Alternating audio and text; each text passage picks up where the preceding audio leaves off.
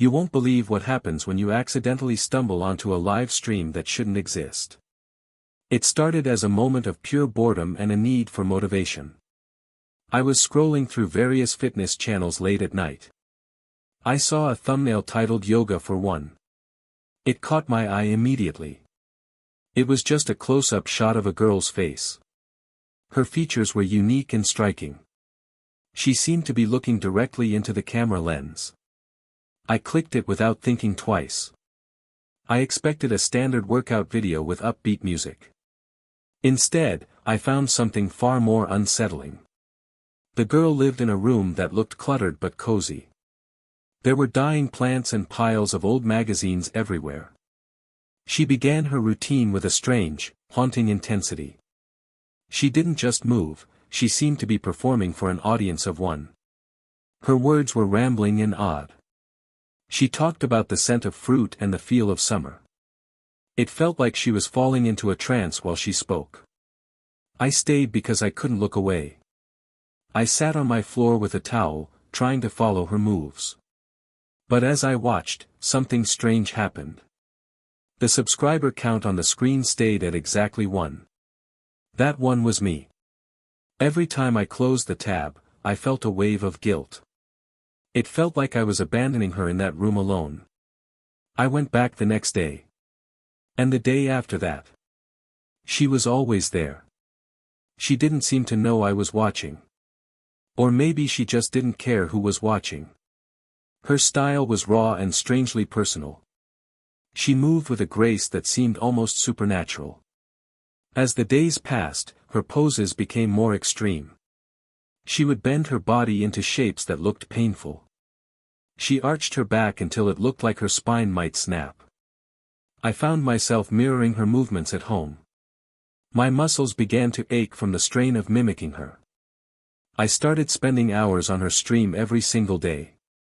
I stopped eating properly because I was so focused. She began to speak directly to me during these sessions. She would ask how far I wanted her to twist for me. It felt like she was reaching through the screen. She was inviting me into her private, twisted world. Then things took a turn for the worse. Her movements became incredibly distorted and strange. One day, she performed a move that looked impossible. She folded herself until she looked like a human knot. She smiled at the camera and asked if I liked it. That was the first time she actually acknowledged me. My skin crawled, but I couldn't stop watching. I felt like I was becoming part of her routine. I began to lose track of time and space. I just wanted to see what she would do next. Then came the day of the great silence. I logged in and she wasn't on screen. I could hear a muffled, sobbing sound coming from off camera. It sounded like someone was in genuine distress. I felt a pit form in my stomach. The next day, I couldn't resist checking in again. When the video loaded, her face filled the entire frame. She wasn't posing anymore. She was screaming silently into the camera. Her face was twisted in agony and raw pain. I saw why she looked so distorted before. She was physically stuck in a horrific, tangled position. Her limbs were caught in a way that made her immobile. She was trapped by her own extreme flexibility. She couldn't move her arms or speak clearly. Her eyes were wide with fear and sheer desperation. She was suffering alone in that room. I froze in shock at what I saw. Then, it hit me like a bolt of lightning. I had to act right now. I typed out the first message, "Can you type your address?" The notification pinged on her computer instantly. She couldn't move enough to type a full sentence. I asked if she could type with her nose. She shifted her head with agonizing effort. Her face hit the keyboard and she typed one digit. It was a 3. My heart hammered against my ribs as I watched her. I told her she was doing great. I told her that help was finally on the way. We spent an hour trading numbers slowly. Each digit was a victory against her physical imprisonment. She was trembling with every single character she typed. When she finally finished her apartment number, she collapsed. She fell out of the frame into total silence. I panicked and sent dozens of messages in a row. I asked for the city and the state. I told her to stay with me and stay awake. I had her location now. I was heading toward the nearest station to call the police. The distance between us was just pixels on a screen. But now, it was about to become real. I had to get to her before she gave up. I stayed on the line until the very last second. I needed to know if she was still there. Her eyes were still visible in the tiny corner of the feed. They were filled with hope and terror all at once. I realized that my clicking has saved her life today. I didn't know her name or who she was. All I knew was that she was trapped. She was a girl caught in a body that wouldn't let go. And I was the only one who saw it happen. Every second of those hours felt like an eternity. Now, the authorities are moving toward the coordinates I gathered. I am still watching the stream as they arrive. The silence is heavy and terrifying. Every time she moves, my heart skips a beat. If I turn off the camera now, she might be alone. She might lose hope in those final, agonizing minutes. I am staying on the line until the sirens are heard. I need to know that she is finally free. I need to know that the twisting ends today.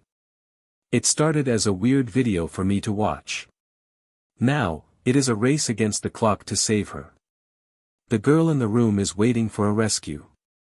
She has been waiting for someone to see her pain. I am that person now.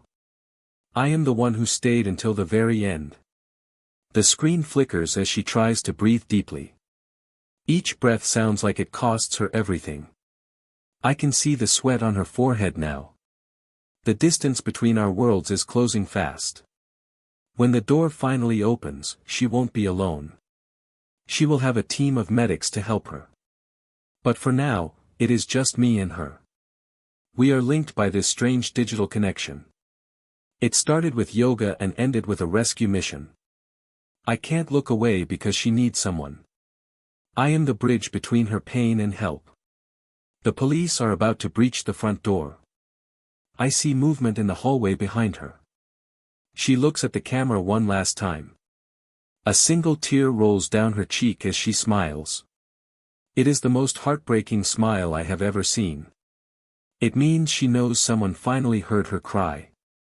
I am holding my breath as the shouting starts outside.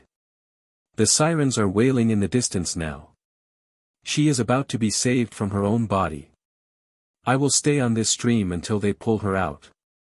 I won't let her fall into the darkness alone. I was just a viewer, but then I became a savior. This is no longer just a video for me. It is a life hanging in the balance of my watch. Every second counts while she waits for the door to break. If I leave now, the connection is lost forever. I am staying right here until the very end. She finally heard the voices from the hall. The paramedics are coming through the front door. They are moving her onto a stretcher slowly. Her eyes stay fixed on my little camera box. She gives one final nod of gratitude to me. The screen flickers as they move her into the hall. I see the bright lights of the ambulance outside. She is going to be okay now, isn't she?